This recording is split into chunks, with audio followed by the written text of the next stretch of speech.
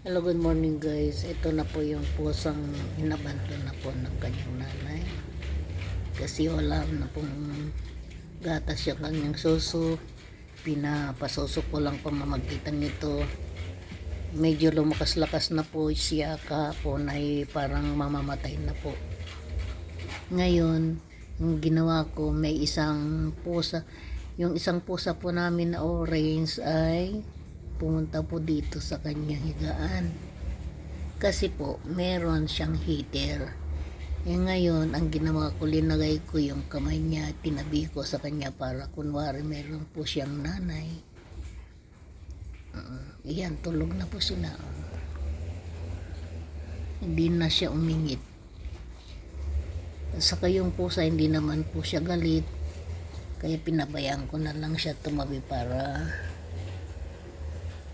naman po siya mukhang may nanay at saka may kapatid yung isa. Masanay siya na mayroon siyang kasamang maliit. Kakatawa naman na buhay po. Sana po'y magtuloy-tuloy na po ang lakas niya.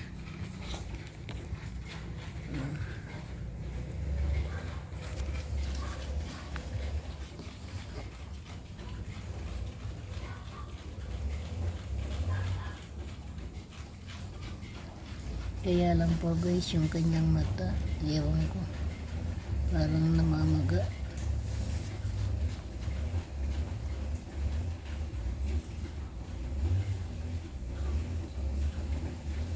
Binagyan ko siya ng vitamin para lumakas-lakas.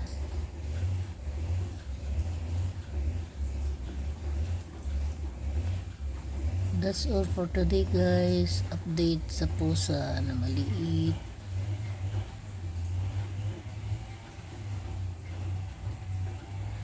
See you next video.